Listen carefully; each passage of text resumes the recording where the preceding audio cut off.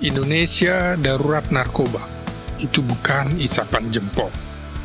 40-50 orang Indonesia mati setiap hari akibat penyalahgunaan narkotika. Tercatat siswa SMP pengguna narkotika naik lebih dari 250 orang sebagai pengguna baru di wilayah hukum Polda Metro Jaya pada tahun lalu.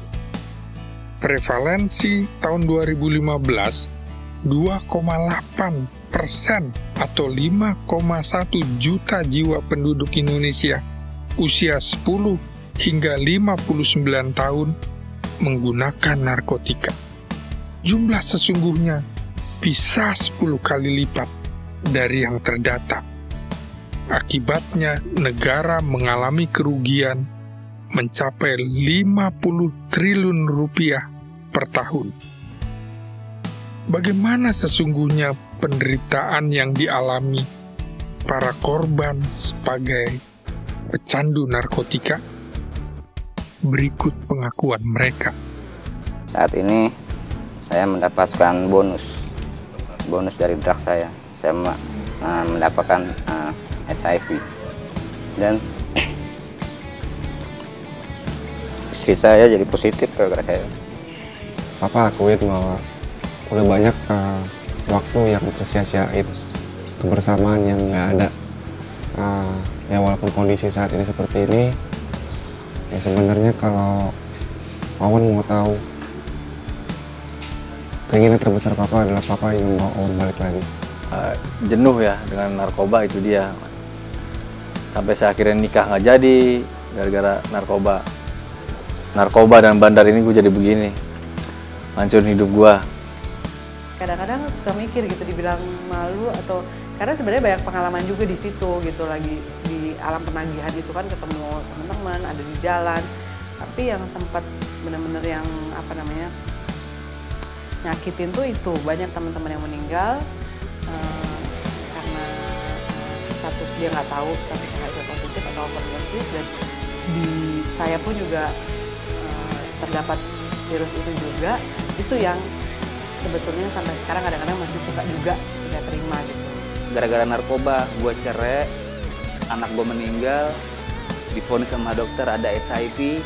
Itu gue yang bener-bener ngerasain dari perbuatan lo, dari lo dagang sampai yang bener-bener gue make, gue jadi ketergantungan, gue jauh dari orang-orang. Saya pengguna narkoba udah lama. Dulu Putau 5 tahun.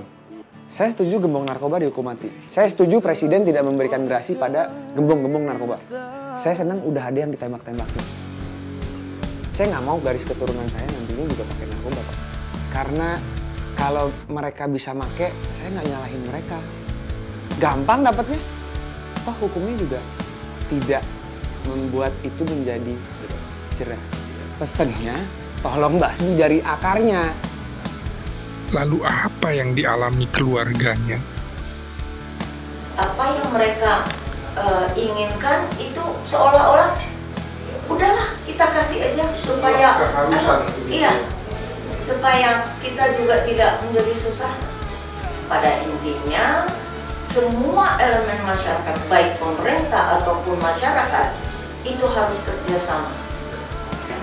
Yang sama mungkin semua ibu-ibu ya di Indonesia, di seluruh dunia, ingin sekali anaknya maju kan, ingin anak sukses. Semua cita-cita bilang begitu tinggi. Kita berjuang berkeluarga untuk itu. Dan karena sebuah narkoba hancur semua.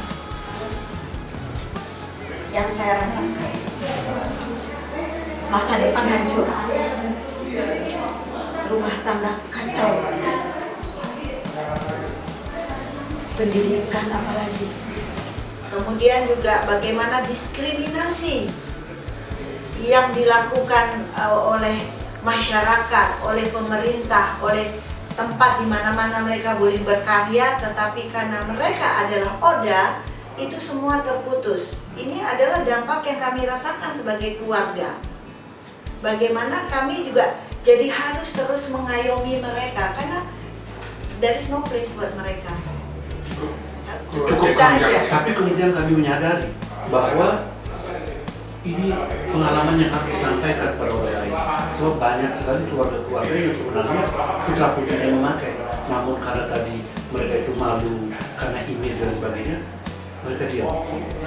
Malah ada rekan-rekan kami yang justru membelikan anaknya itu barang asal dipakai di rumah. Makanya ketika kami pernah muncul di TV itu tahun 2000, banyak sekali tetangga saya yang berterima kasih.